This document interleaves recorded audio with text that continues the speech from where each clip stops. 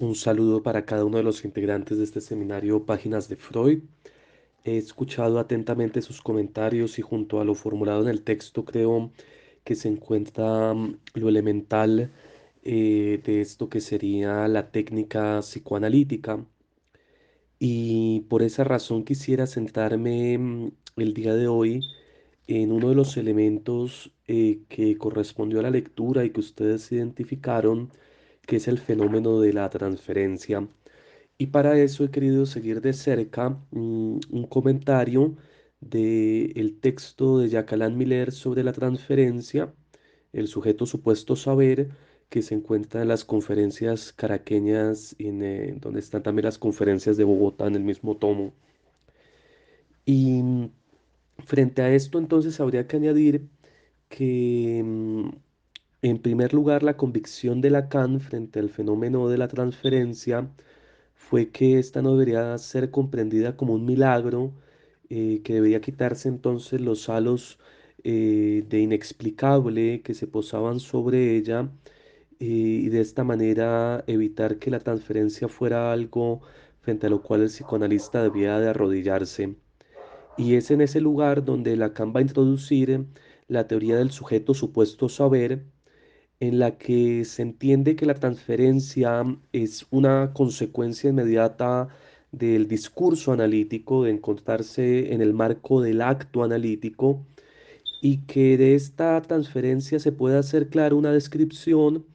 una fenomenología en donde se pueden ver los elementos de resistencia, de repetición, de sugestión, tal como los entiende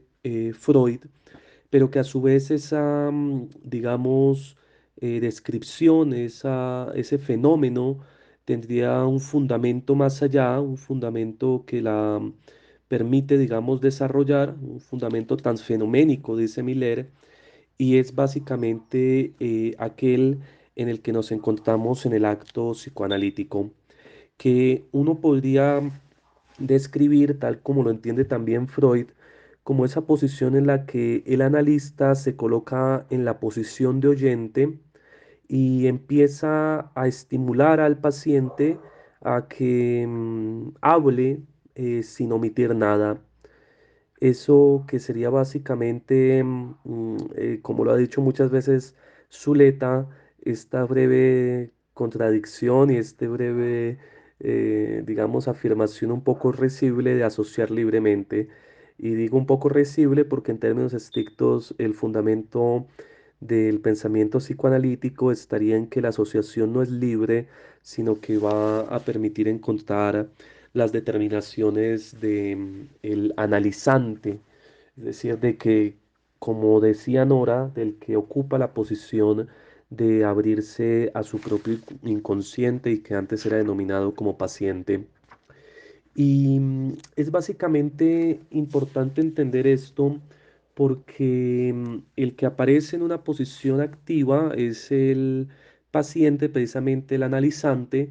mientras que por el otro lado el analista estaría en una posición de oyente en la que va realizando y va decidiendo el sentido de lo que es dicho. Y esto es muy complejo porque además de que se juega el hecho de decidir el sentido de lo que es dicho, implica a su vez entonces que el analista está en la posibilidad incluso de asumir la identidad de quien habla, y frente a esto precisamente tiene que proceder de manera ética y evitar el fenómeno que Lacan criticó mucho y que se presentaba en el psicoanálisis de su época, y era que vía la identificación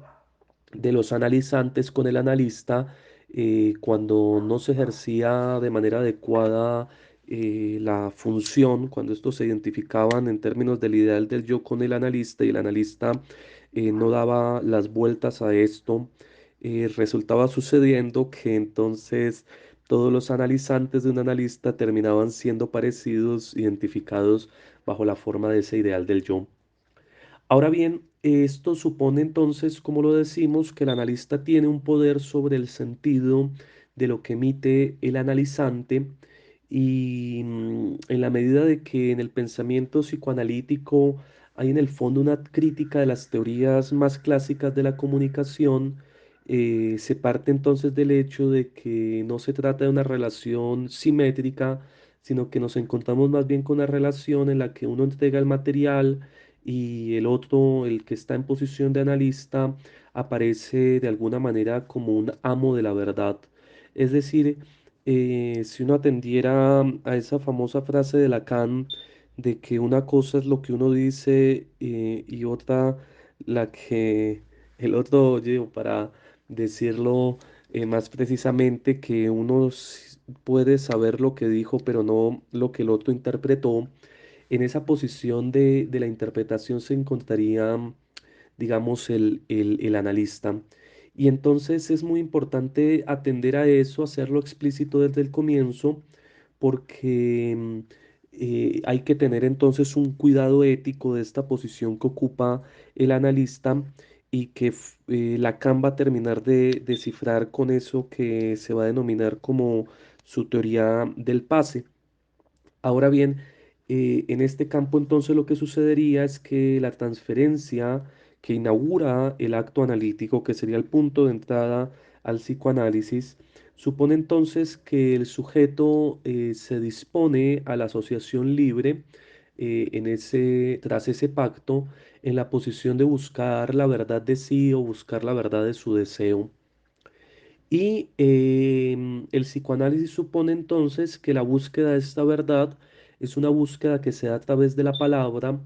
y que esa palabra se da ante el analista, que puede también ocupar el lugar del silencio, ese silencio que deja que se despliegue la palabra y que no debe precipitarse a satisfacer las demandas o las preguntas que empieza a realizar el analizante sobre quién es y cuál es su deseo. Ahora bien, de fondo en este lugar hay algo que es muy importante y es que entonces el inconsciente remitiría a una red de significantes que anteceden, a partir de las cuales se va a fundar la demanda del paciente y el psicoanálisis entonces tendrá que suspender cualquier diagnóstico, analizar cada caso como en el uno por uno, partiendo, digamos, del hecho de que no puede, digamos, dejarse engañar por las categorizaciones previas. Y entonces lo que empieza a suceder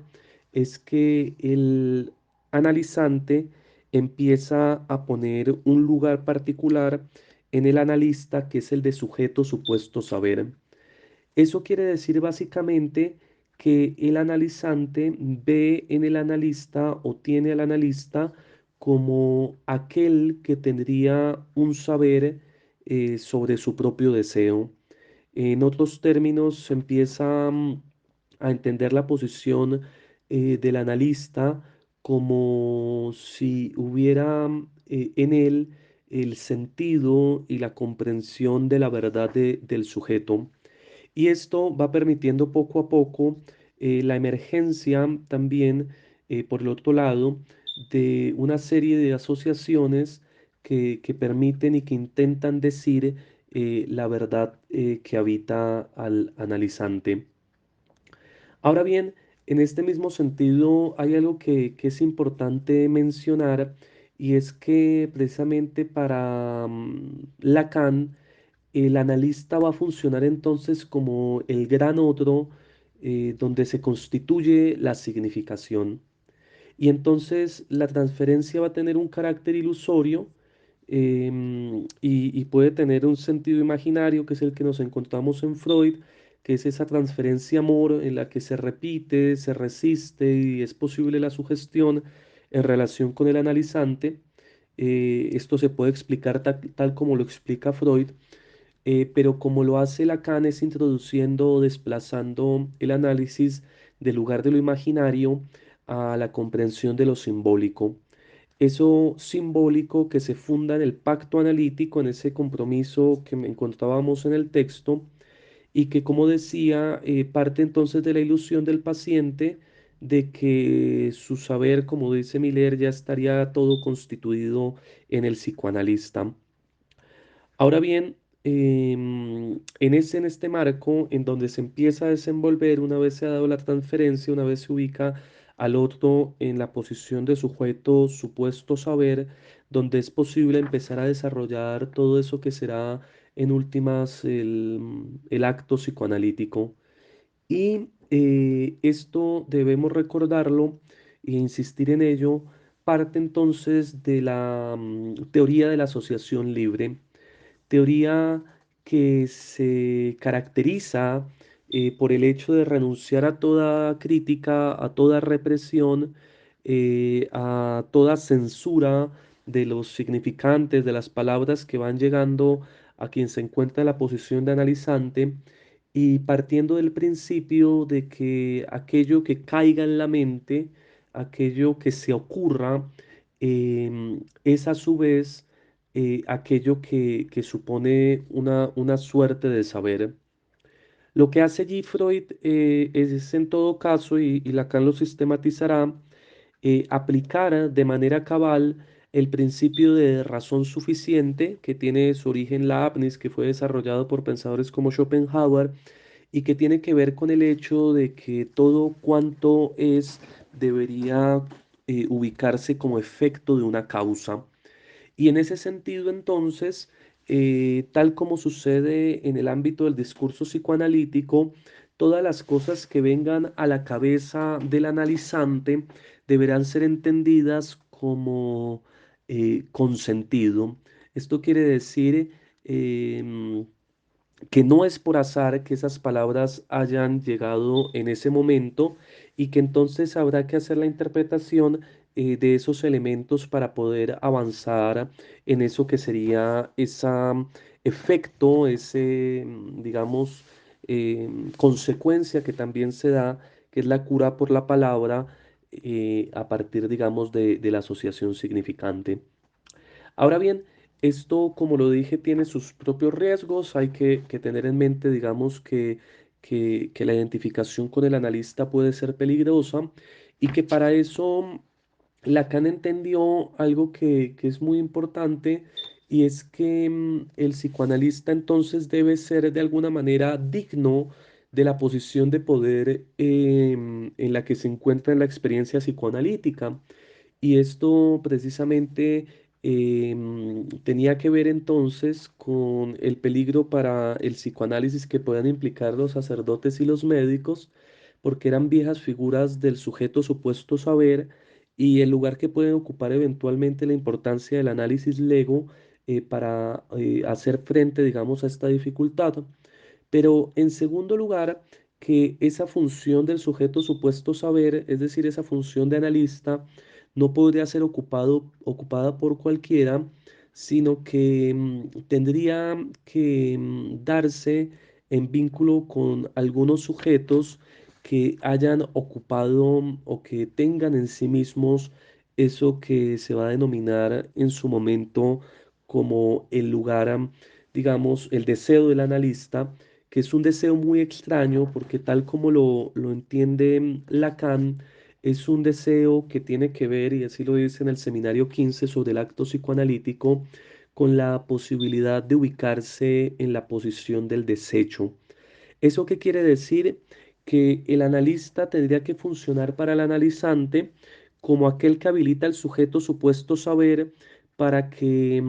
el analizante empiece sus diferentes, digamos, procesos de asociación libre, pero que a su vez el analista no puede identificarse con esa posición del gran otro, del sujeto supuesto saber, porque debe dejar libre el deseo del paciente.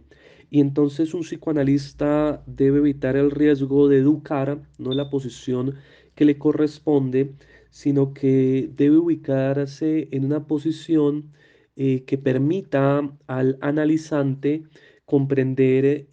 los lugares desde los cuales ha estructurado la forma en la que comprende el mundo. Es decir, analizar los significantes fundamentales, se puede decir los significantes amos, que recorren la manera en la que da lugar a su comprensión de la relación con el propio ser, con el mundo y con los otros, Y en ese lugar, el analista entonces debe consagrarse a permanecer en un lugar de desecho, en tanto que no puede ocupar ni el lugar del ideal del yo, ni el lugar, digamos, de identificación con el analizante. Solo así es posible entonces que el analista dé lugar y dé curso al proceso que se daría en el ámbito, digamos, del acto psicoanalítico. Esta breve referencia que introduce obviamente los nuevos conceptos, pero que nos permite ya ir escuchando y estando atentos a la manera en la que el pensamiento psicoanalítico se ha vinculado con la cuestión de la transferencia, nos permite entonces ir abriendo la posibilidad de una comprensión teórica de ese fenómeno de la transferencia que en la explicación freudiana aparece aún sin los elementos suficientes para evitar que tenga alguna suerte de carácter místico. Y bien, con esta breve referencia que espero que abra muchas preguntas y que nos vaya abriendo precisamente a la posibilidad de ir ampliando aquello que encontramos con Freud, cierro este primer apartado para atender a un segundo elemento que me parece bien importante, que sería lo que tiene que ver entonces con dos indicaciones que se desarrollaron. Una de ellas es la que indicaría la fragilidad del yo, que se encuentra todo el tiempo exigido, por decirlo así, frente, para decirlo en la segunda topología freudiana, por un lado el ello y ese reservorio de pulsiones, y por otro lado los mandatos y los ideales del superyo, y que en un momento particular puede llevar precisamente a el yo a perder el vínculo con el principio de la realidad, y en ese sentido requerir además de eso o causar además de eso un gran sufrimiento del sujeto que se puede, digamos, vincular a la experiencia terapéutica. Y a partir de eso, con el caso que viene y que vamos a revisar, la pregunta amplia que podríamos formular para el día de hoy en nuestra conversación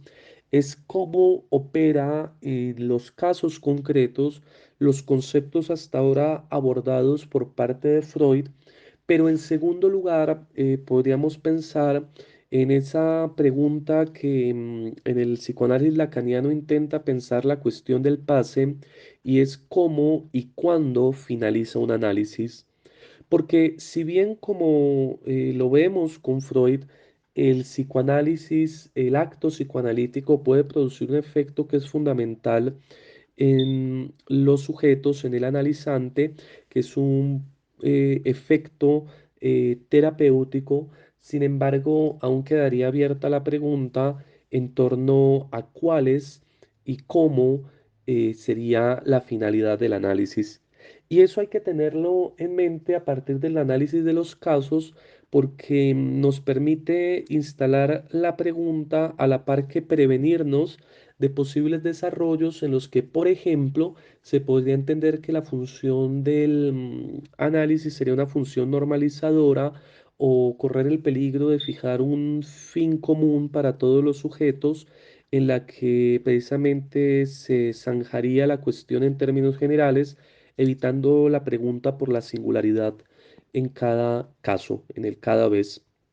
Pues bien, queridos compañeros, con esta breve indicación y con la invitación a que sigamos participando en este seminario Páginas de Freud, quiero dejarlos deseándoles un feliz día y esperando pronto sus comentarios para seguir en este proceso de comprensión de los fundamentos del psicoanálisis.